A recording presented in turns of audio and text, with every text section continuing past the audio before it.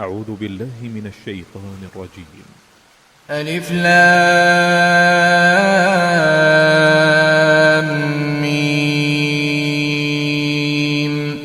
تلك آيات الكتاب الحكيم، هدى ورحمة للمحسنين الذين يقيمون الصلاة ويؤتون الزكاة وهم بالآخرة هم يوقنون. أولئك على هدى من ربهم وأولئك هم المفلحون.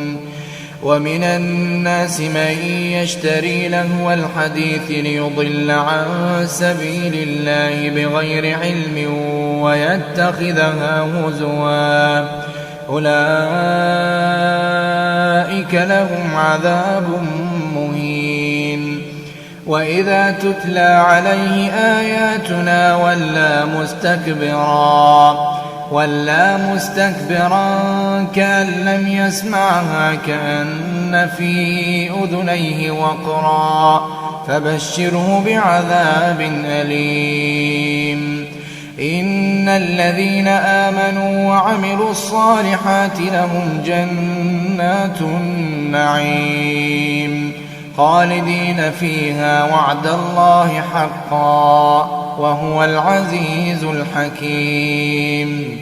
خلق السماوات بغير عمد ترونها وألقى في الأرض رواسي أن تميد بكم وبث فيها من كل دابة